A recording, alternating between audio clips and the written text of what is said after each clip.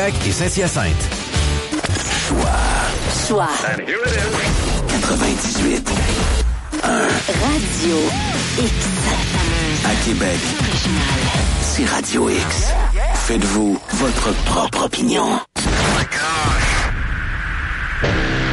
They're all going against the wind. The wind's 120 knots in the west. Radio X Files avec Christian Page et Camille. Oh my gosh, dude. Radio X.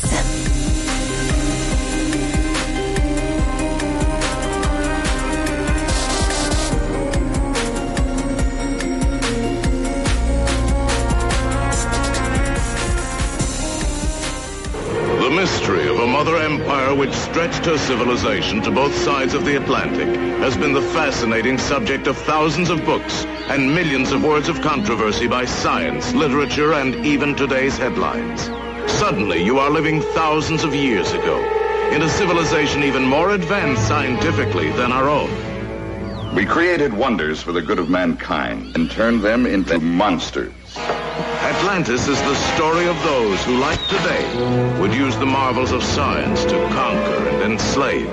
Atlantis is also a fabulous adventure into the unknown, the story of a daring youth who risked the terror of uncharted seas for a beautiful girl. Listen to my lips, Demetrius. They too whisper.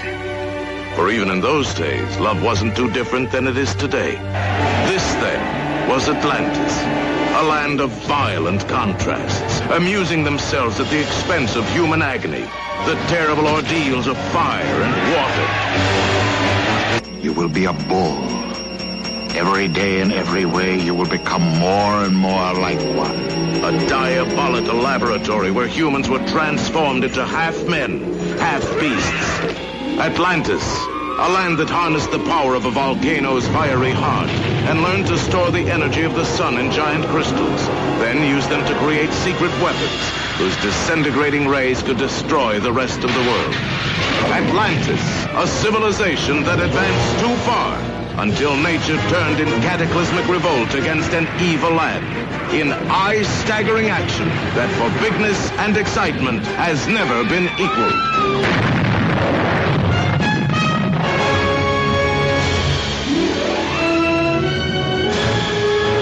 Je le dirai à chaque fois quand Christian nous ramène dans des archives comme ça et du vieux son, je vais appeler ça de même, ça me fait toujours sourire.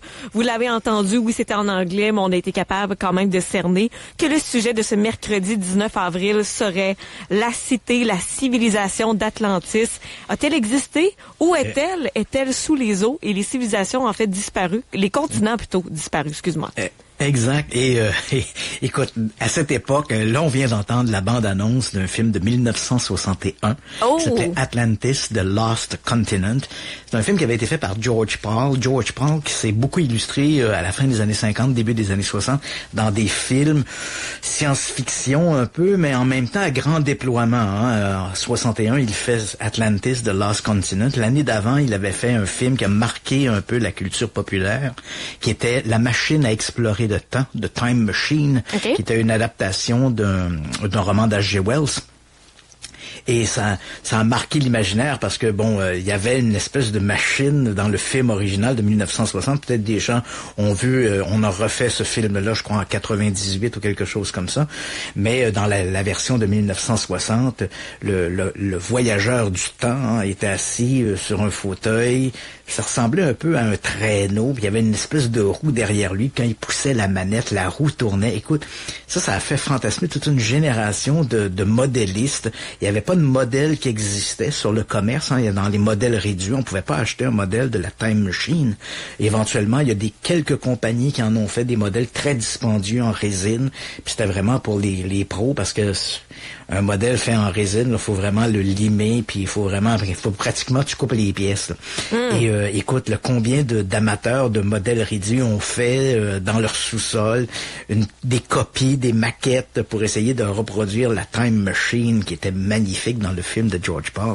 Bon, bref, c'était une époque, et comme tu as pu le voir, à l'époque aussi, les bandes annonces avec ce narratif là, excessivement prenant. Là, oui, à l'Atlantis, puis on répétait 10, 12 fois le titre du film dans la bande-annonce.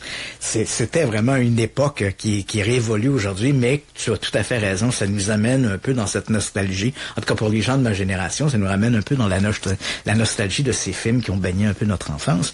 Et tu l'as bien mentionné, notre thème de ce soir sera l'Atlantide, mais également les continents disparus, parce que ce sont des gens qui m'ont écrit, je crois que c'est lundi, durant notre émission sur les ovnis, à un moment donné, on a parlé de cette série sur Netflix de Graham Hancock, puis je sais que je suis revenu à quelques reprises là-dessus, là, cette série qui s'intitule À l'aube de notre histoire, où on travestit des faits, puis on réécrit l'histoire.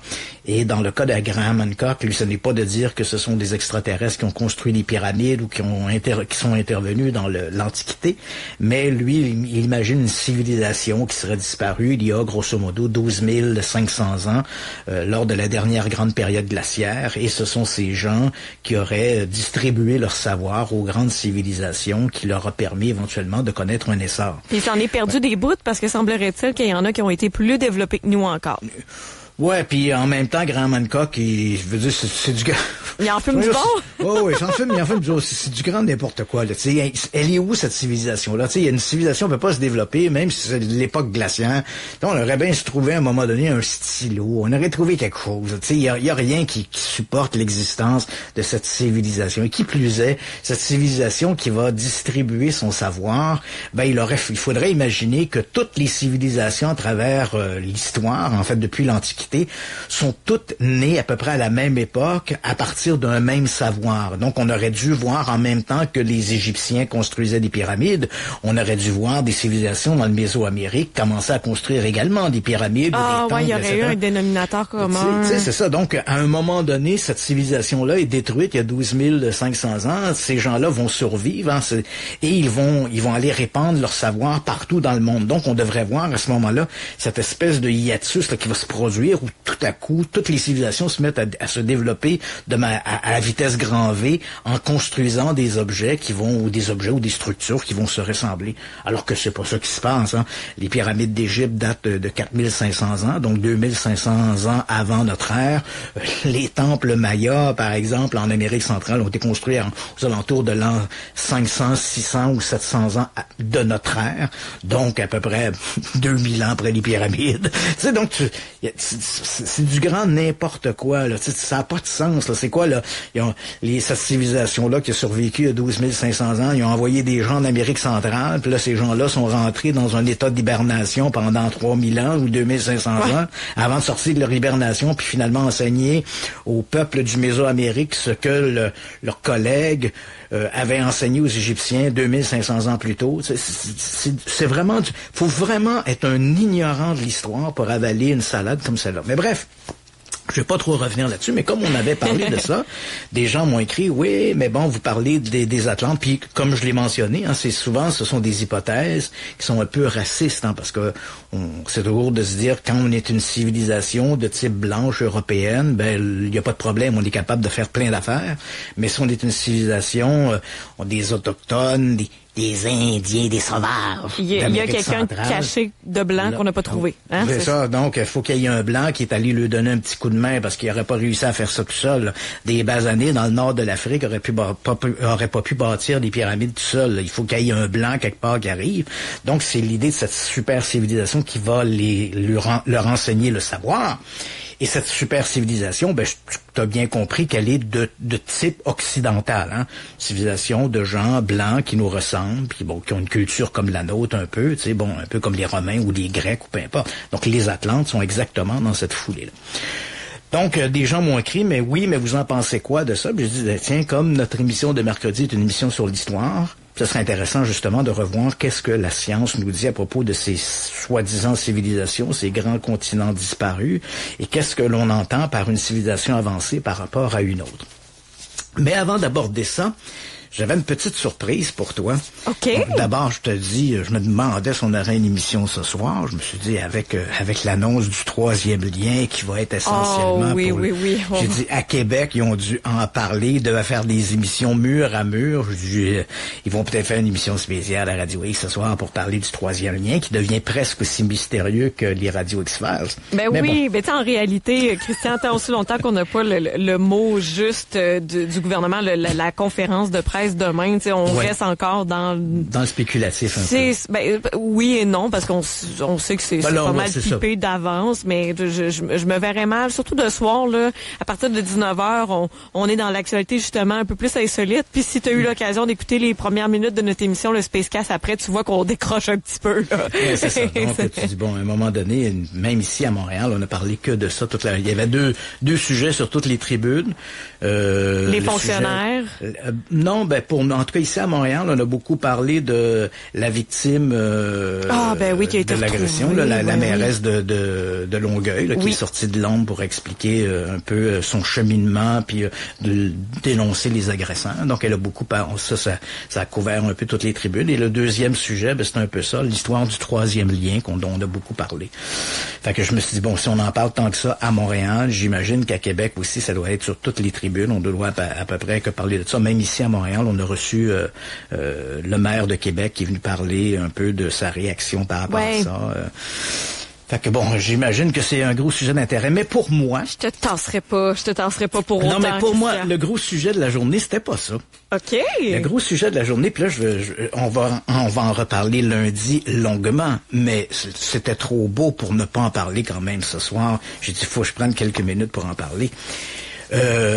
Depuis à peu près, je te dirais, une semaine et demie, sur les tribunes des amateurs d'OVNI, tout le monde attendait avec beaucoup d'impatience la journée d'aujourd'hui, parce que aujourd'hui, c'était la deuxième fois en 50 ans que le gouvernement américain avait commandé, en fait le Congrès avait demandé une audition devant des élus pour parler de cette question des ovnis. Donc voir qu'est-ce qui se fait au Pentagone et où on en est sur les investigations qui sont menées sur les ovnis. Je veux pas revenir, on va longuement en parler lundi, mais je voulais absolument parler de ça parce que c'est quand même important.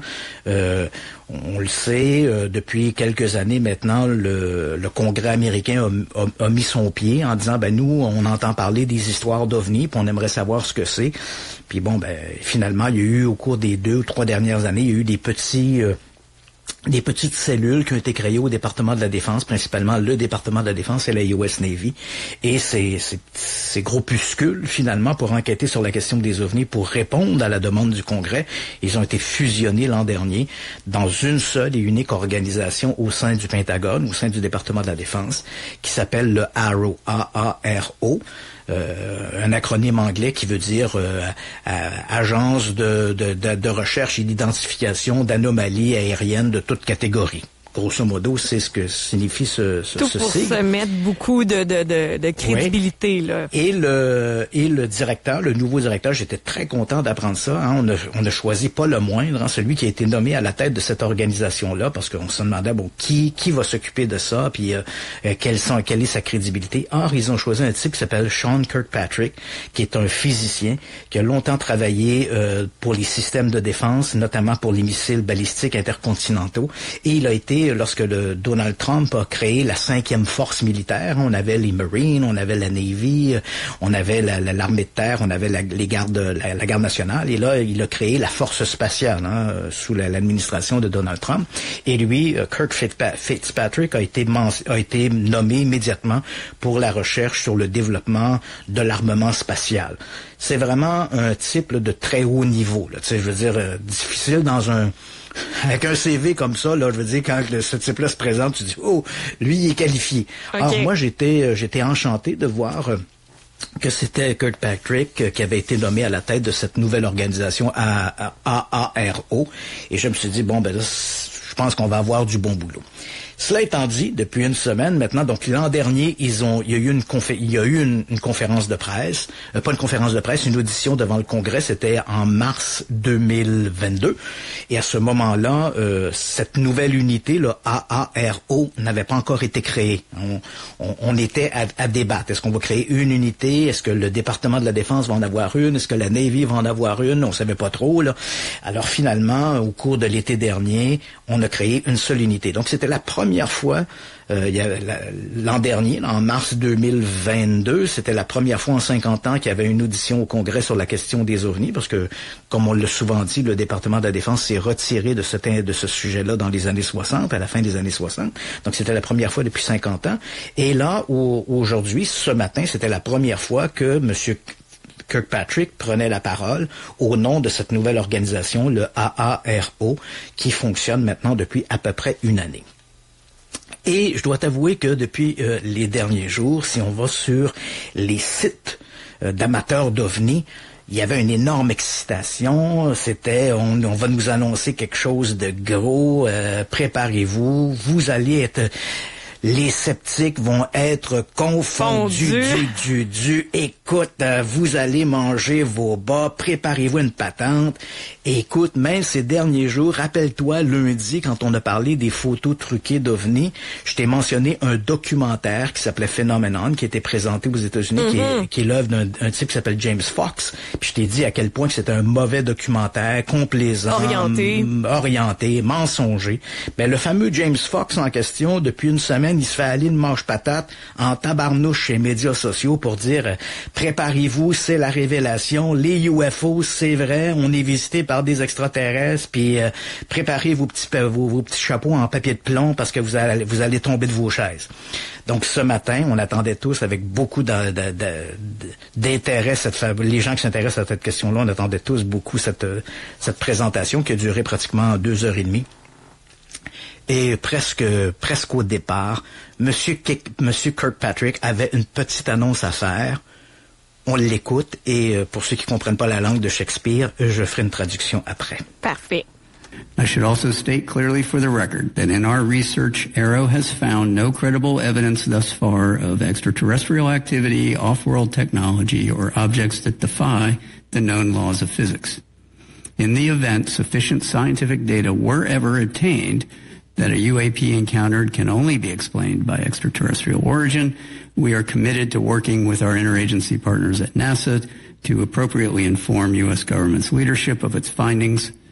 For those few cases that have leaked to the public previously and subsequently commented on by the U.S. government, I encourage those who hold alternative theories or views to submit your research to credible peer-reviewed scientific journals. AARO is working very hard to do the same. That is how science works, not by blog or social media. Oh, OK. Fait qu'on vient de péter la balloune de du monde, là. Tu peux pas l'avoir plus d'en face que ça, hein? Je veux dire, pour les gens qui comprennent pas l'anglais, ce que M. Kirkpatrick a dit, c'est, je voudrais pour être clair avec la situation, toutes nos investigations ne permettent pas de croire en aucune activité de véhicules extraterrestres ou d'origine exotique, là, d'univers parallèle ou peu importe, là, tu sais, il y a rien. Et ça, c'est important. On n'a vu aucun cas qui défie les lois de la physique actuelle. Et ensuite, il dit, si éventuellement on devait trouver des traces d'une présence extraterrestre ou d'une activité extraterrestre, on en discuterait avec nos partenaires comme la NASA et on verrait avec de la transparence à informer les autorités de gouvernement pour réagir en fonction d'eux. Quant aux autres, et ça, c'est le bout où j'espère que tous les ufologues l'auront bien compris et probablement que ça s'adressait à des messieurs, à James Fox et compagnie. Il dit, pour tous les autres personnes qui, en fonction des dossiers qui ont sorti du gouvernement, on fait référence à ces fameux films d'OVNI là qui circulent depuis un certain temps. Il dit, pour ceux qui veulent commenter en leur nom ou au nom du gouvernement, parce que c'est vrai qu'il y a des militaires qui ont fait des commentaires là-dessus. Il dit, je vous invite à publier vos conclusions et vos théories alternatives dans des périodiques scientifiques et dans des publications avec des comités de lecture. C'est comme ça que la science fonctionne et la science ne fonctionne pas par des blogs ou par les médias sociaux. Hey, écoute, tu viens-tu de te faire ramasser, là? Là, aujourd'hui, il doit y avoir pas mal d'amateurs d'OVNI qui pleurent leur vie ou qui sont en train d'imaginer la théorie du complot pour essayer d'expliquer ce qui vient du raz-de-marée qui vient de se passer ce matin. Écoute, tu peux pas... C'est d'une clarté, là, écoute, là, il y a même plus d'ambiguïté, là, tu sais, bon, ben là... On sait plus combien de cas, y a-tu des cas qu'on n'explique pas, des cas qu'on explique, y a-tu des cas qui défient la science, Non, il y en a pas. Zéro. Puis si toi t'en vois, ben publier dans des périodiques scientifiques tes théories farfelues, mais ce n'est pas comme ça que la science fonctionne. Tu sais, c'est... Fait qu'on ferme le livre d'une cinquantaine d'années de recherche et on dit non. On se l'est souvent dit, Camille, combien de fois faudra-t-il le dire?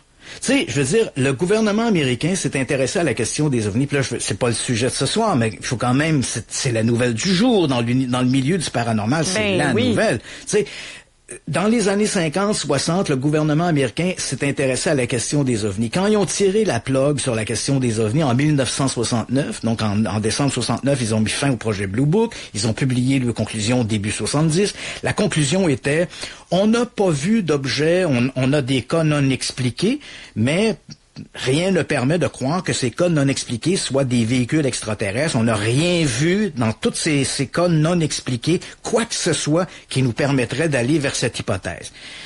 Donc ça, ils ont dit ça en 1969. Et ça, ils avaient déjà dit ça en 1947. Et là, ils avaient dit ça en 1951, puisqu'en 47, c'était un projet qui s'appelait le projet Sign. Donc quand le projet Sign s'est terminé, on a dit, pas d'extraterrestres. Ça a été remplacé par le projet Grudge qui s'est terminé en disant, pas d'extraterrestres. Le projet Blue Book s'est terminé avec pas d'extraterrestres. Le projet Colorado, qui est une étude parallèle financée par le département de la Défense dans les années 60, s'est conclu en disant pas d'extraterrestres. Et là, lorsque le gouvernement a présenté depuis 2000, ça fait le 3e rapport, ils ont publié 3 rapports qui disent les 3 pas d'extraterrestres. La 2e présentation au Congrès, celle de l'an dernier, celle d'aujourd'hui, qui dit pas d'extraterrestres. Combien de fois faudra-t-il le répéter? C'est sûr que demain matin, on va encore trouver des théories du complot, puis là, des gens qui vont dire, oui, le gouvernement de cacher des preuves. Ça revient à ça, hein. C'est l'argument principal de ces gens-là, de dire, c'est ça, le gouvernement est sorti, il faut même qu'il se fasse une couverture, puis le seul moyen que tu arrives à justifier cette dérive, c'est d'introduire une théorie du complot. Ben là, tu dis, écoute... La nature a horreur du vide, Christian. Puis là, on fait face à un vide sidéral. Oui, c'est absolument. Écoute, moi, tu sais, je m'attendais, je me suis dit, est-ce que Kirkpatrick va... comme je connaissais un peu le bonhomme, puis tu sais, je sais comment ce type-là est attaché à l'approche scientifique, je me suis dit, est-ce que, contrairement à ses prédécesseurs, parce que en 2020, 2021, là, quand il y a eu les autres organismes qui avaient été faits par le département de la Défense et par la US Navy, on était avare de commentaires. Et le fait de ne pas dire quelque chose, ça ouvre la porte à la spéculation. Tu sais, quand le département de la Défense dit on a des cas non identifiés, mais on sait pas trop si c'est la faute du fait qu'on n'a pas assez d'informations, ou il y a certains cas qui semblent avoir démontré des performances aéronautiques extraordinaires, mais on ne sait pas si ce sont les relevés techniques qui sont manquants. Tu sais, il y a une ambiguïté, et là, évidemment, les amateurs vont sauter sur ces ambiguïtés. Mais ce matin, Kirkpatrick a vraiment enlevé toute ambiguïté. Il n'y en a pas. Cherche, là, il n'y en a pas. On n'en a pas vu. Qu'est-ce qu'il y a dans la zone 51? Des avions. Sans aucune hésitation. Mais, écoute, c'était tellement beau. J'ai écouté toute la présentation. Il a dit des choses fort intéressantes, mais ça, on va s'en reparler lundi. On va passer un peu en revue l'ensemble des informations qui a été données. Puis il parle beaucoup, justement, des capteurs, puis la limite des capteurs, puis la façon dont fonctionne l'organisme. Mais ça, on va en reparler lundi, mais je voulais faire entendre ça, tu sais, parce que, c'est moi-même, j'ai dit, je sais plus, là, tu sais, je sais pas qu'est-ce qu'il va falloir faire pour que ces amateurs d'ovnis extraterrestres. Hein. C'est parce que, dans le fond, Kirkpatrick, il n'a pas dit qu'il n'y a pas d'ovnis. Hein. Il dit il y a des cas non identifiés, mais il n'y a pas d'extraterrestres. Les cas non identifiés, même si on ne peut pas les identifier, on est clairement en présence de la machinerie terrestre. Un ovni, ça peut être un drone. On sait que c'est un drone. On ne sait pas d'où il vient, mais c'est clairement un drone. Le monde. Et ça, il a été très, très clair et il a expliqué le fonctionnement de l'organisme, tout ça. Bon.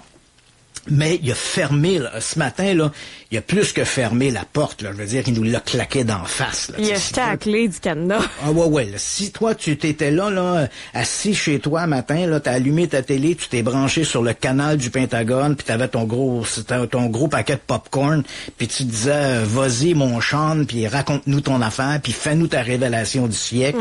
Ben, écoute, t'as dû remplacer ton popcorn par 2 petites toasts au beurre de peanut. Parce que, là, écoute, le plaisir coupé court. Cela étant... Me permets-tu de faire la pause tout de suite? Oui, allons-y, puis après ça, on va passer immédiatement à notre sujet de ce soir, qui n'était pas les ovnis, mais les continents disparus. Mais c'était l'actualité, tu l'as dit, on a tué la une, fallait qu'on en parle, on va faire une petite... Puis je voulais être le premier à en parler, parce que, tu sais, je veux pas que, là, ça va commencer à circuler sur les sites ufologiques, etc., puis là, évidemment, il va y avoir des théories du complot, puis là, les gens vont déformer ce que Kirkpatrick a dit. Donc, comme c'était aujourd'hui, on l'a fait entendre, vous avez entendu, c'est tel qu'il l'a dit, puis lundi, on va en faire entendre d'autres petits bouts qui étaient fort intéressants, mais bon, là, maintenant, on s'est gardé, je dirais, l'exclusivité, le scoop d'avoir révélé ça ce soir à Radio X-Files. Alors, on y va pour la pause et on revient avec nos continents disparus. Yes, de retour dans quelques minutes. Radio X-Files. Radio X. Moreau en jase. Les parents qui ne savent pas vivre. On voit beaucoup de criage dans les estrades. Sincèrement, ça n'a pas sa place. Là. Pourquoi qu'on ne mettrait pas un arbitre dans les estrades? Un genre de modérateur comme sur les réseaux sociaux. C'est en plein ça. Bon, mais vous allez les trouver où? On pourrait former les gars de Zamboni, ça pourrait être pratique. Moreau en jase. Lundi ou vendredi, 10h. Radio X. Présenté par Planet X. Vous méritez des soirées signées Planet X. Amour, plaisir, fantaisie, découverte. Trouvez le produit adapté à vos besoins au meilleur prix. Planet X. 6 boutiques pour vous servir. monplanetx.com. En surface, on peut sembler n'offrir qu'un choix exclusif de possibilités pour habiller vos murs et vos planchers. Mais dans le fond, on a aussi des designers pour vous guider quand votre cœur balance et des installateurs pour vous poser tout ça correctement. Déco Surface, bien plus qu'en surface. À partir de maintenant, jusqu'au 30 avril, profitez des rabais de notre vente du printemps allant jusqu'à 50% sur des céramiques et porcelaines ainsi que sur une sélection de couvre-planchers et des produits de décoration. Rendez-vous en magasin ou sur décosurface.com pour les détails. Je suis prêt à acheter ma première maison, mais je connais pas toutes les étapes. Le secret pour faire une transaction gagnante, c'est de bien acheter. Savoir acheter et évaluer, c'est ma force. Votre allié en immobilier, c'est Patricia Deguara. Patricia vend tout à Québec. En avril, venez acheter votre toute nouvelle Kia et profitez d'un auto-financement à partir de 3,99% chez Kia Cap Santé et Kia Laurier Station. Le Kia Seltos 2023 avec traction intégrale est offert au financement à partir de 3,99%. Tous les propriétaires actuels d'une Kia obtiennent une réduction de taux de 1%. Les Sportage et Sorento 2023 sont maintenant en inventaire et fin prêt pour la livraison. Venez chercher le vôtre dès maintenant.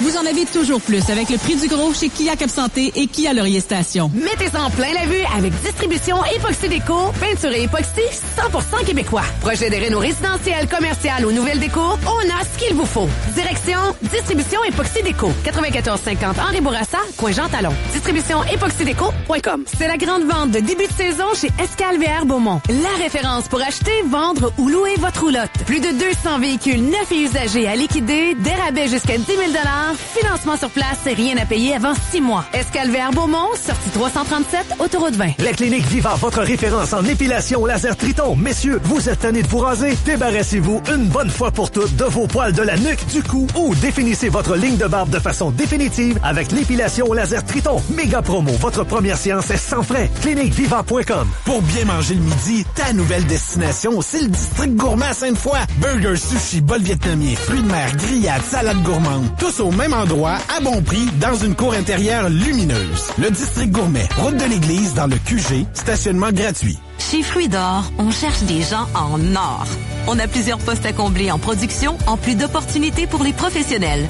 Normal quand on cultive ensemble la fierté d'être une entreprise innovante au leadership humain. Ici, c'est tout naturel de se soucier du bien-être de chaque employé. Tu veux évoluer avec nous dans un environnement accueillant, stimulant et dynamique, en relevant de nouveaux défis? Chez Fruits d'Or, on cherche des gens comme toi. Viens nous voir sur jeansenor.ca.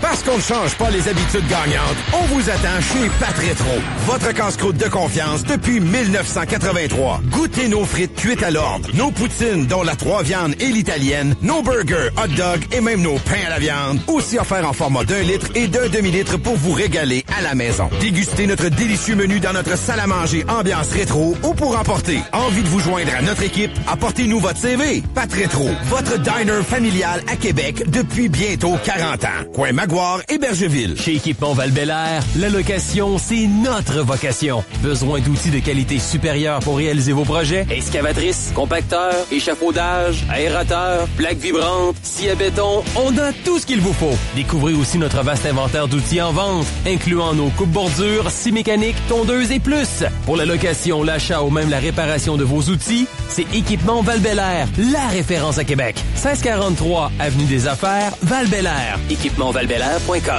Sensation Plus. Ajoutez un petit plus à votre vie intime. Faites vos achats en ligne en toute discrétion et surprenez votre partenaire avec nos huiles, jouets, lingerie et plus. Partagez le plaisir. SensationPlus.com. Livraison rapide et discrète. Pierre Couture. Monsieur Économie. Inflation. Les achats. Immobilier. Taux d'intérêt. Placement. Coût de la vie. Ça commence à crier. Suivez les chroniques de Pierre Couture à Radio X. Radio X. La chronique de Pierre Couture, présentée par Noréa Foyer Napper à Sainte-Marie. En vue des rénovations, Napper liquide tous ses poêles et foyers démonstrateurs jusqu'à 50%. Seulement chez Noréa Foyer Napper de Sainte-Marie. Radio X Files avec Christian Page et Camille. Radio X. De retour à notre sujet principal ce soir, les continents disparus et tout particulièrement ce qu'on a entendu en début d'émission, c'est-à-dire la civilisation d'Atlantis. Voilà. Donc, dès qu'on parle de continent disparu, je pense que c'est notre premier réflexe, c'est de penser à l'Atlantide. Parce que, comme on l'a entendu dans la bande-annonce de ce film de 1961, cette histoire-là de l'Atlantide a suscité énormément d'intérêt. Plein de livres ont été faits sur le sujet. Il y a des discussions dans le domaine de l'archéologie, de l'histoire et des réhistoriens. Hein, donc, ces gens qui réécrivent l'histoire à partir d'hypothèses, souvent un peu farfelues, mais quand même, ils sont là, ils sont présents. Ils occupent un espace, une niche, donc il faut en parler. Donc, d'où vient cette idée-là de l'Atlantide? C'est pas le seul continent ou la seule grande île avec une grande civilisation qui est disparue, on va le voir, mais c'est vraiment la plus connue. Et cette histoire-là, elle a été très déformée avec le temps. Hein. C'est pas, on est loin du mythe original. Hein. La première fois que celui qui parle le premier de l'Atlantide, c'est Platon. Hein. On est à peu près là 400 ans avant Jésus-Christ. Il va écrire des dialogues, hein, des petits textes et qui sont souvent en caractère philosophique, et dans deux d'entre eux, dans Timée et Critas, je rappelle que Platon est un philosophe grec, là. Oui. Bon, il écrit sur un royaume qui est disparu, hein, il était emporté dans les flots, et il parle de ces gens-là comme étant des gens qui par arrogance ont défié un peu Dieu ou les dieux, et ce qui a entraîné éventuellement la destruction. Dans Timée et Critas, Platon parle de cette terre, hein, l'Atlantide, en disant plus grand que la Libye et l'Asie réunis. C'est gros, ça, là. Mm-hmm. Plus grand que la Libye et l'Asie réunis. Mais encore une fois, il faut voir que la Libye et l'Asie, c'est en fonction de ce que les Grecs du 4e siècle avant Jésus-Christ savaient de l'Asie, là. Tu donc ce que eux avaient visité. Donc, pas forcément une vision globale, parce que l'Asie, c'est le plus grand des continents, hein. Je veux dire, ça commence à Istanbul, puis ça se termine aux îles Sakhalines, de l'autre côté de l'URSS, là, de l'Union de la Russie, là, tu sais, là. puis t'as toute la partie là, tu sais, du sud asiatique, c'est gigantesque. C'est le plus grand continent. Je suis pas convaincu que les Grecs connaissaient l'étendue de ça, mais bon, bref, il dit c'est grand comme ça. Il donne une indication en disant c'était avant l'arrivée aux colonnes d'Hercule. Donc les colonnes d'Hercule, c'est le détroit de Gibraltar. Donc on peut raisonnablement imaginer cette terre-là comme étant en mer Méditerranée. Mais ici, il faut faire attention, parce que c'est une erreur de prendre le récit de Platon, puis on en a souvent parlé, puis combien de fois faudrait le répéter.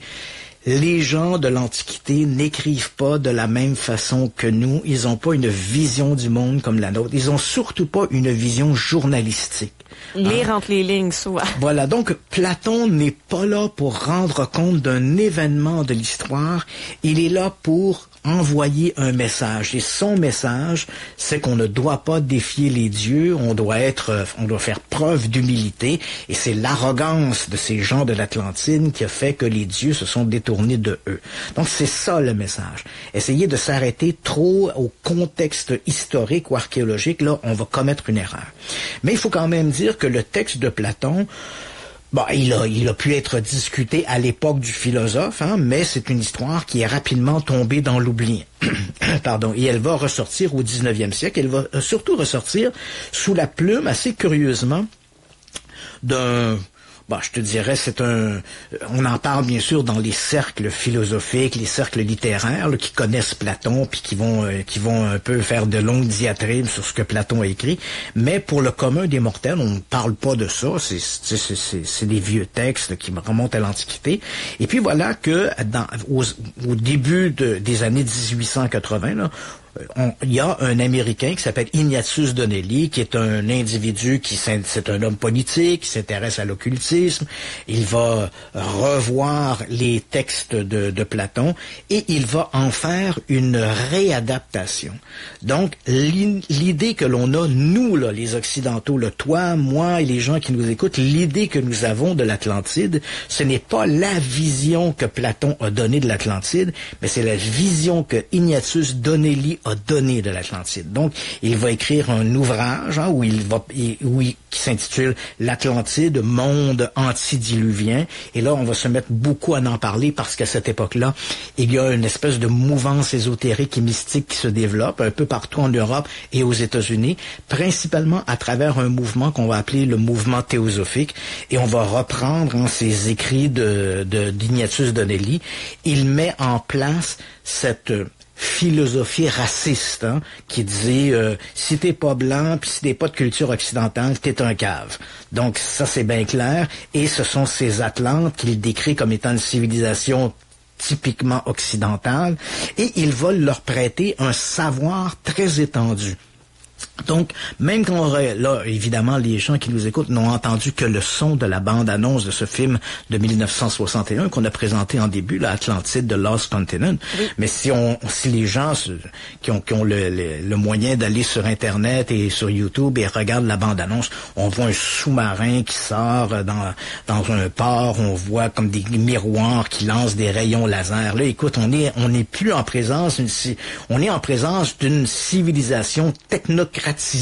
Il y a de la technologie et elle vit en fonction de cette technologie-là. Et ça, c'est une pure invention de Donnelly.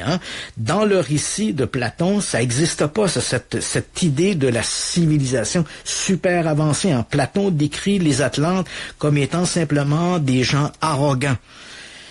Et là, bon, évidemment, Donnelly va donner une vision qui est plus proche de la vision que nous, on se fait de l'Atlantide. Quelle est maintenant la position de l'histoire ou des archéologues par rapport à ça? Oui, bon, c'est toujours ça. Est-ce qu'il y a des preuves? Est-ce qu'on a à part des écrits, tu sais? Bon, là, je te donne, puis on n'est pas là pour tu sais, les gens, la croyance, elle est légitime. Là. Moi, je viens de te donner quelle est la position des historiens par rapport à ça. Donc, il y a, au départ, le premier récit qui nous parle de ça, c'est celui de Platon, dans deux de ses dialogues, et ensuite repris à la fin du 19e siècle par Ignatius Donnelly, qui va écrire un ouvrage excessivement populaire et qui s'inscrit également dans une mouvance ésotérique et mystique de la fin du 19e siècle. Et ce qu'en pensent les archéologues, quand on parle de la question de l'Atlantide, d'abord, la première chose qu'ils font remarquer, c'est que, et on le dit, il ne faut pas commettre l'erreur de lire ces textes-là et de les interpréter de manière factuelle.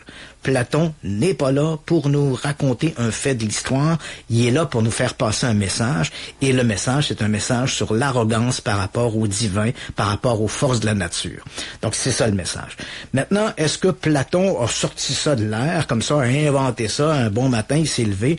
Ben non, comme beaucoup d'auteurs de son époque, il va s'inspirer d'événements qui a entendu parler, et il va créer une espèce de tout, comme les romanciers le font finalement. Quand tu lis des romans, bien souvent, le romancier, si tu lis par exemple le Code da Vinci ou Au nom de la rose, bon, des grands romans à caractère historique, ben évidemment, les auteurs se sont inspirés de choses bien réelles, tu sais, je veux dire, Au nom de la rose, qui te décrit, par exemple, des moines copistes qui font disparaître des manuscrits au Moyen-Âge, ben tout ça est basé sur des faits bien réels, hein. On a créé une trame fictive autour d'événements historiques. C'est vrai aussi avec le Code da Vinci, il y a bel et bien, le Christ, il y a bel et bien une histoire du christianisme où le Christ est crucifié. Dans une mouvance ésotérique, on parle effectivement qu'il aurait pu survivre, aurait pu aller en France, avoir des enfants. Ça fait partie d'une mouvance mystique et ésotérique. Il y a même des ouvrages à caractère pseudo-historique qui ont été écrits qui ont précédé d'ailleurs le Code da Vinci. Okay. Pour les gens qui ont suivi ça, ils sont peut-être au courant que les auteurs de ces ouvrages-là, un qui s'intitulait L'énigme sacrée, et ensuite c'était le sang sacré ou quelque chose comme ça. Ces gens-là, il y avait un dénommé Lee, Bajan, puis Lincoln. Ces gens-là ont poursuivi Dan Brown pour avoir pris leur histoire, qui eux se voulaient historique, et que Dan Brown l'ait pris en effet un roman. Et finalement, ça a pas abouti parce que tu peux prendre n'importe quel fait historique et écrire un roman à partir du roman historique. Si personne peut réclamer la Deuxième Guerre mondiale, si j'écris demain matin un roman avec Adolf Hitler, ben je vois mal quelqu'un sortir de l'ombre en disant ben Adolf Hitler m'appartient. Tu comprends? Bon. Fait que finalement, ça n'a pas abouti. Mais tout ça pour te dire que il y a des faits à caractère historique ou pseudo-historique et des auteurs vont écrire en s'inspirant de ça. C'est visiblement ce qu'a fait Platon lorsqu'il a parlé de l'Atlantide. Et les historiens, de manière quasi unanime, pas tous, hein, il y a toujours des dissidences, mais de manière quasi unanime, les historiens croient que Platon s'est inspiré de l'explosion, la destruction par un volcan de l'île de Santorin qui se trouve en mer Égée. Et ça se passait à peu près 1500 ans avant Jésus-Christ. À l'époque, toute cette région-là de la mer Égée était le royaume de la civilisation minoenne. Et pour ceux là, qui ont beaucoup voyagé, là, si vous ne l'avez pas voyagé ou si vous avez envie d'aller à un moment donné dans l'île de Crète, il faut voir le temple de Knossos avec le labyrinthe du Minotaure, tout ça. J'ai eu la chance de voir ça et c'est vraiment fabuleux. Là. Okay. Et l'île de Santorin, je pense qu'on en a déjà parlé. Je ne sais pas si tu y avais été ou tu avais l'intention d'y aller, mais l'île de Santorin. J'y vais à l'automne 2024 et on passe par l'île de Crète. De Crète, va voir le temple de Knossos. En fait, c'est vraiment magnifique. Là. Tu sais, là, bon, on avait tout le temple de Knossos, la cité de Knossos et le temple de Minos. Minos qui était le roi des Minoens. Là. C'est fabuleux. C'est lui d'ailleurs qui avait construit le soi-disant labyrinthe qui contenait le Minotaure. Donc, quand on regarde, et tu vas le voir si tu visites l'île de Crète et ensuite que tu vas sur l'île de Santorin, donc ça a été une des plus grandes catastrophes naturelles de l'histoire de la Terre, de l'humanité. Hein. Depuis que l'humanité existe, l'une des pires catastrophes à être survenue, ça a été l'explosion de l'île de Santorin parce que les retombées des cendres volcaniques se sont répandues partout en mer Égée. Ça a été épouvantable pendant des années pour les récoltes, pour les gens. Et l'air était, évidemment, avec les cendres volcaniques, l'air était devenu vicié, le soufre dans l'air. Ça a été épouvantable. C'est vraiment une catastrophe là, gigantesque. 1500 ans avant Jésus-Christ. L'île, d'ailleurs, était beaucoup plus grande. Quand on regarde l'île de Santorin, aujourd'hui, elle ressemble un peu à un fer à cheval parce que le centre de l'île a disparu. Il a été littéralement soufflé par l'explosion. Donc, il ne reste que le contour du cratère. Okay. Et lorsque cet événement-là, ça s'est produit, bien évidemment, il y avait, comme je le mentionne, il y avait la civilisation minoenne qui occupait toute cette région-là du monde. Et quand on visite, si tu vas au temple de Knossos, tu vas voir, il y a des magnifiques fresques, parce que quand Platon parle des Atlantes, hein, il parle un peu aussi de la civilisation. Il dit c'est des gens qui vouaient un culte à la mer, qui vouaient un culte à des animaux marins, les dauphins et tout le reste. Or, on trouve tout ça comme thématique dans les fresques des temples minoens. Hein. On voit que les Minoens étaient très très proches de la mer et très très proches de la vie marine. Donc visiblement, la civilisation minoenne a probablement servi de canevas à Platon pour imaginer la civilisation de l'Atlantide. Et le reste serait de la fiction un peu imaginaire. Oui, ensuite l'explosion dans laquelle qui fait que l'Atlantide va disparaître sous les flots, ben là, il s'inspire de l'explosion de l'île de Santorin. Et le reste, c'est simplement un message. Et si tu vas à l'île de Santorin, il faut savoir que en 1967, des archéologues, on est vraiment dans le croissant du sud de l'île de Santorin. Il y a une ville qui s'appelle Akrotiri, et juste en dessous d'Akrotiri, il y a les ruines d'Akrotiri qui ont été découvertes en 1967.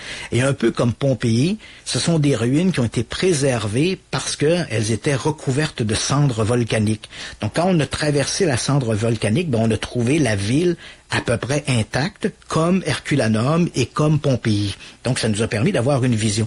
Et ce qu'on découvre de cette cité d'Akrotiri, qui est une ancienne cité occupée par les Santorinois, avant que l'île explose, et on constate que ces gens-là étaient avancés. Mais encore une fois, avancés, c'est avancé, mais avancé comment, là? Parce que avec les normes de l'époque. Voilà. Donc, quand on regarde, quand on visite, et c'est magnifique, là, Akrotiri, d'ailleurs, il y a une chose, si tu vois ça, là, c'est comme marquant, hein.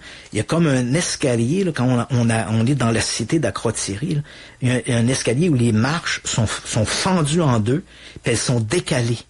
Et ça te montre quelle a été la force du séisme, que la pierre se soit fendue comme ça et qu'elle est décalée. Ça veut dire qu'il y a une partie de l'île qui s'est affaissée. Là. Écoute, tu regardes ça, c'est hallucinant. Là. Et quand on visite Akrotiri, on constate que ces gens-là, comparés à d'autres civilisations qui occupaient cette région-là de la Méditerranée, la mer Égée, tout ça, les Santorinois avaient développé, par exemple, un système d'aqueduc. Ils avaient des toilettes, des latrines. Ouais. Et même au deuxième étage, il y avait des maisons à 2 étages qui étaient assez particuliers. Et il y avait des toilettes, même au deuxième étage, qui fonctionnaient par une espèce de vase communicant. Ils avaient même l'eau courante. Ouais.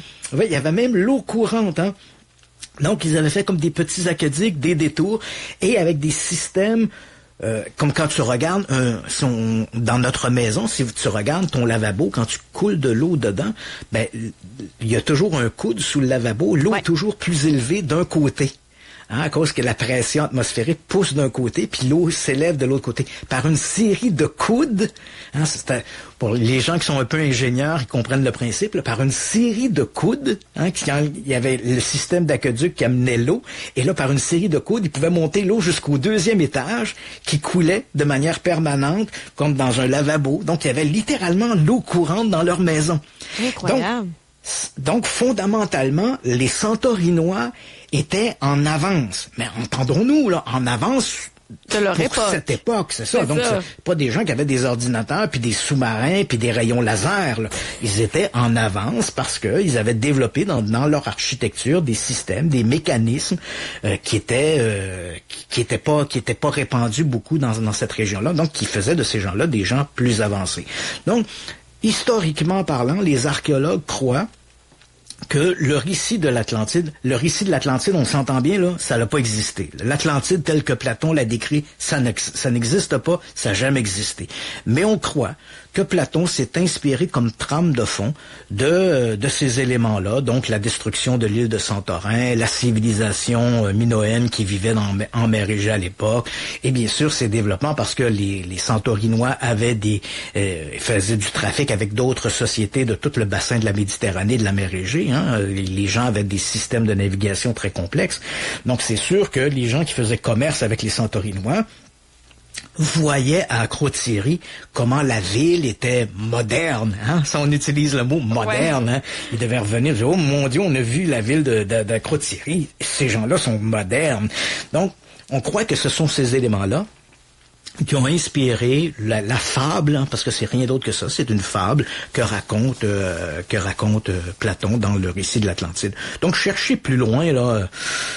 Voilà, on perd un peu notre temps. Tu sais, si tu veux le faire, puis tu veux mener des expéditions, puis à la recherche de l'Atlantide, ben libre à toi, là, mais je pense que tu vas perdre un peu ton temps. D'autant plus que sur le plan, parce que tu sais, je vois que le temps file, puis il y avait un autre continent qui est intéressant. Là, je vais faire un coq à l'âne parce que j'avais plein de choses à dire, mais il y avait un autre continent que je voulais parler.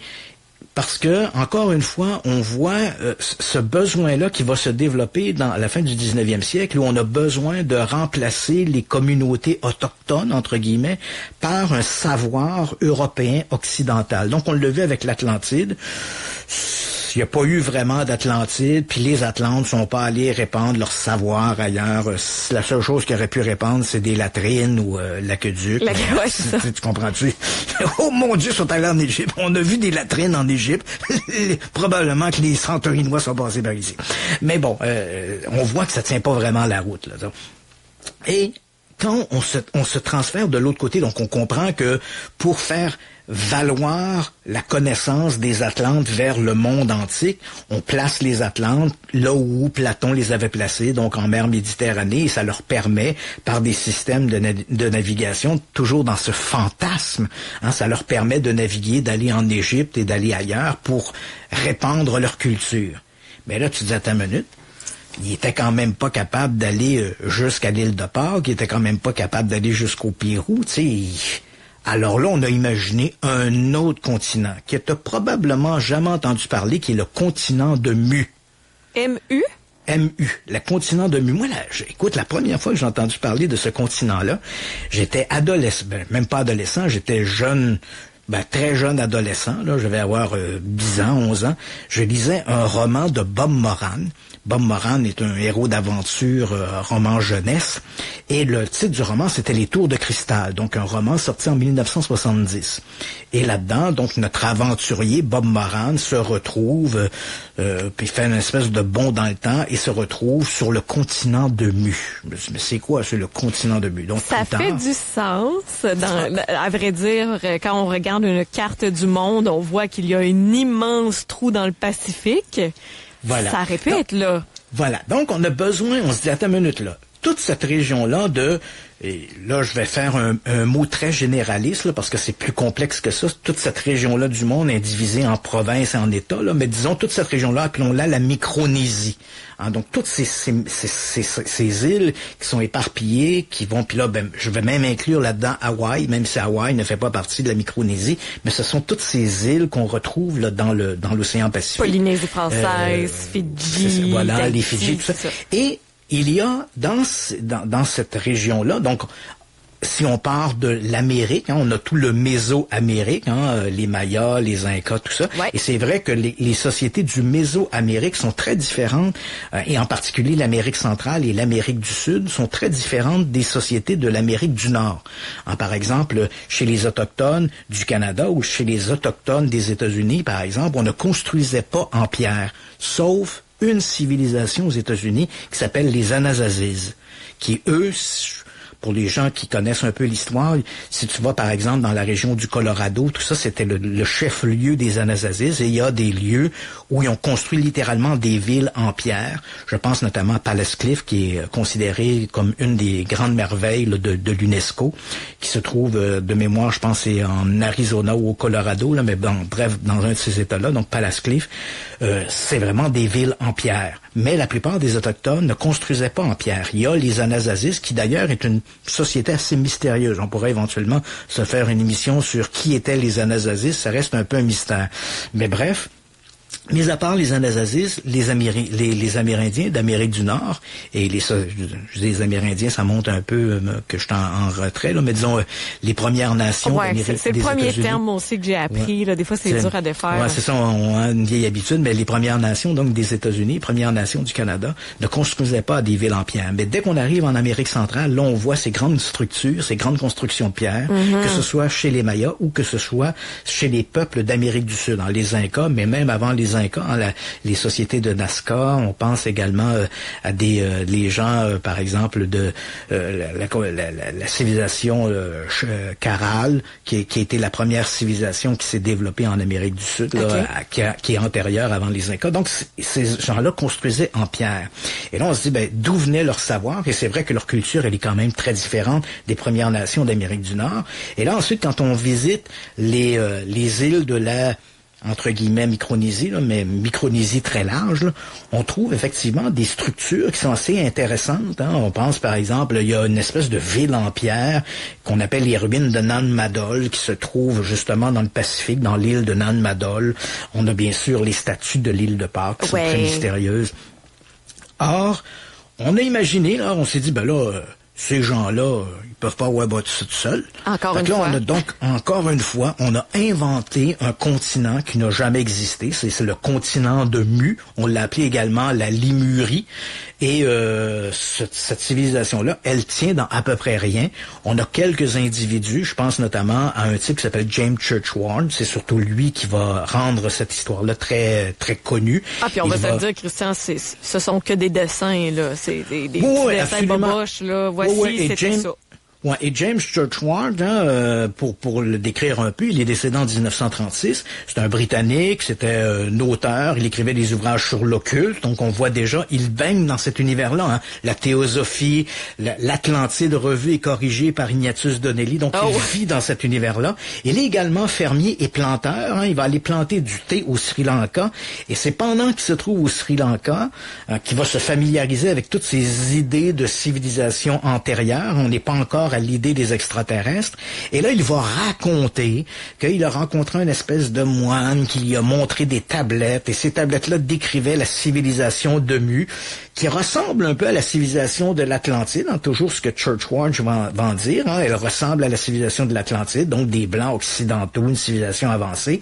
Et cette île, on peut l'imaginer, ressemblait un peu à un triangle dont les pointes auraient été les îles Mariannes. Là, on est proche des Philippines, là, par exemple. On allait des îles Mariannes aux îles Hawaï et vers le sud, vers l'île de Pâques. Donc, un gigantesque continent, plus ou moins triangulaire, avec ces trois pôles-là. Et c'est ce qui expliquerait pourquoi certaines civilisations de la Polynésie ont développé des structures en pierre. Pourquoi, par exemple, un mur de pierre qu'on retrouve à l'île de Pâques ressemble étrangement à un mur de pierre qu'on retrouve au Pérou. Donc, tous ces gens, toute cette culture-là viendrait d'une civilisation unique qui serait la civilisation de Mu. Une passerelle entre les deux mondes. Voilà. Sur le plan archéologique, il faut savoir que cette histoire-là de Mu est une pure invention, c'est une fraude. Il n'existe aucune preuve qui va dans ce sens-là. Il n'y a aucun élément. Les tablettes que Churchward disait avoir vues, personne d'autre que lui les a vues. Et quand on parle avec des gens de l'Inde ou de ces régions-là, ou le Sri Lanka, hein, qui était le Ceylan autrefois, quand on parle de cette histoire-là, les gens, les moines, ont jamais entendu parler de ça. C'est une pure invention de Churchward. Et ce qui a fait que cette théorie-là a bien prise, c'est qu'elle a été publiée en 1970. Déjà, il y avait eu quelques écrits, mais en 1970, il va y avoir un ouvrage pour les gens qui nous écoutent, qui sont des férus du paranormal, vont peut-être se rappeler cette collection, l'histoire mystérieuse, des petits livres rouges publiés chez J'ai lu, qui est un livre de poche très populaire dans les années 70. Il suffit de visiter, par exemple, les bouquineries, vous allez trouver énormément de ces ouvrages-là. Ils ont été publiés à très, très grand nombre. Et il y en a un de ces ouvrages-là qui est Mu, le continent disparu, écrit par James Churchward. Les rouges, il n'est pas dur à manquer. Là. Voilà, et qui reprend cette histoire-là. Et ces ouvrages-là, dans les années 60, ils tombaient à point nommé, hein, parce que c'était la période où on a avancé l'hypothèse des anciens astronautes qui devenaient populaires, là, les extraterrestres. On était friands de ça. On était friands d'une réécriture de l'histoire. Et James Churchward, qui avait écrit là-dessus avant son décès, parce que lui, il est décédé en 1936, ces écrits qui qui remontait aux années 30, tout ça, avait circulé sous le manteau, mais avait pas pris, hein. Il n'y avait pas un public pour ça. Mais quand arrivent les années 60, les années 70, alors qu'on a plein de férus de gens qui vont s'adonner à cette réécriture de l'histoire, les ouvrages de Churchward vont bien fonctionner, mais en réalité, ça repose sur strictement rien. C'est sans aucun doute une fraude de A à Z. On doute que Churchward ait jamais vu des pierres, qu'il n'ait jamais fait une description ou une traduction. Et si c'est vrai que certaines civilisations de la Polynésie et de cette Micronésie, hein, comme Hawaï, tu regardes les natifs, les insulaires des îles Hawaï, tu regardes d'autres insulaires de d'autres îles qui se retrouvent en Micronésie, si ces gens-là ont parfois des ressemblances dans leur civilisation, bon, c'est pas parce que des Blancs occidentaux sont venus leur dire quoi faire, c'est simplement que ces gens-là étaient d'excellents navigateurs et ces gens-là ont navigué entre les îles.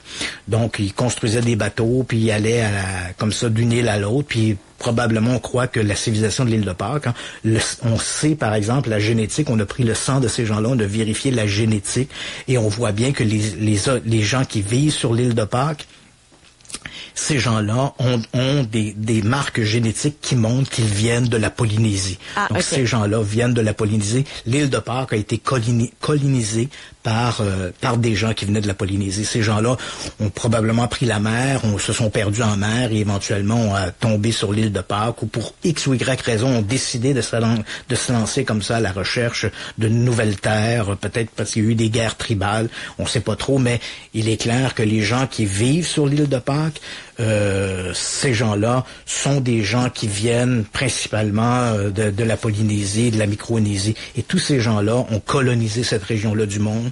Ils ont construit des choses.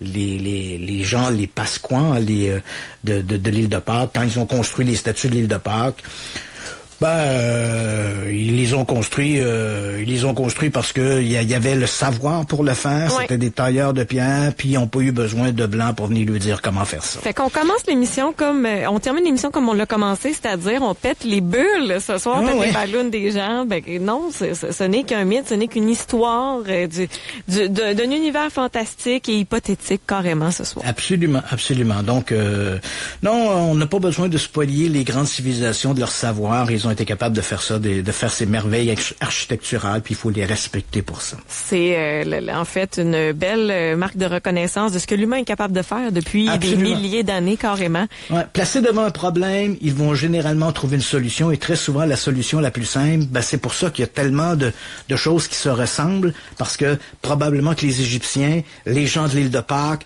les gens du Pérou, ces gens-là ont été confrontés à des problèmes et ils ont trouvé une solution et souvent les solutions sont la même parce que c'est souvent la solution la plus simple. C'est tout. Voilà. Ben, absolument. Merci, Christian. Puis demain, est-ce qu'on est dans le trash, là? Est-ce qu'il faut faire demain, il faut le dire, on est dans le sanglant demain. Super. Demain, on en est dans un tueur loup-garou, un peu. Hein, mon Dieu, OK. On s'en va dans le puncher pas mal. Ouais, merci. Absolument. À demain. Ça marche. À demain. Ciao. Bye. Radio X-Files. Radio X. Légende du rock. Avec le docteur Feel Good de Radio X. Feel Good.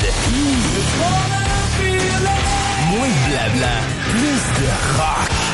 Légende du rock. Samedi et dimanche, 9h. À choix.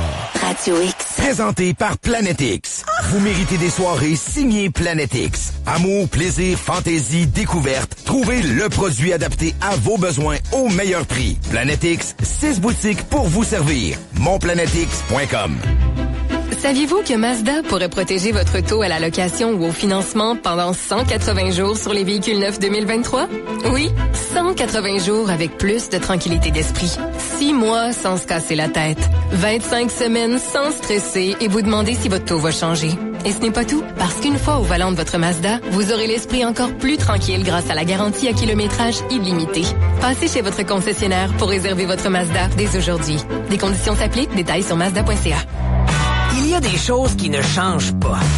Les papas qui racontent des blagues de papa. La télécommande qui disparaît. Et où? Les draps contours qu'on plie jamais comme il faut. De quel côté ça va, ça? Et le Toyota RAV4, qui est toujours le VUS le plus vendu au Canada. Mais ça, nous sommes fiers que ça ne change pas. C'est l'heure de trouver votre numéro 1. C'est l'heure Toyota. Découvrez le RAV4 2023 chez votre concessionnaire Toyota et voyez nos offres sur achetermatoyota.ca.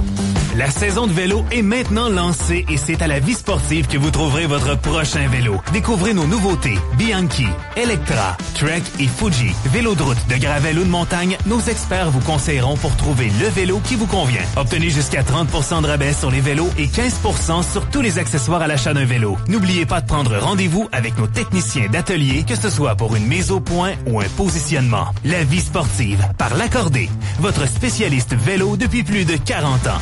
Envie de vous gâter? Offrez-vous les frites bien croustillantes et le savoureux fromage en grains frais du jour de la fromagerie Victoria. Des poutines décadentes, toujours débordantes de fromage, fait de lait à 100%, 5 choix de sauce et plusieurs spécialités, comme la fameuse poulet popcorn, l'incontournable expo ou l'érablière pour profiter pleinement du temps des sucres. Pour la poutine la plus délicieuse et la plus généreuse en ville, en famille ou entre amis, c'est toujours Fromagerie Victoria à Saint-Nicolas, Laurier-Station, Lévis, Le Bourgneuf, Galerie de la Capitale et Beauport. Travail acharné et précision, c'est la machine Doosan qui vous l'offre. Doosan, c'est une gamme d'excavatrices et chargeurs pour perfectionnistes. Chaque Doosan est technologique, silencieuse et économe sur le carburant. Doosan, c'est l'ergonomie et une fluidité de mouvement incomparable.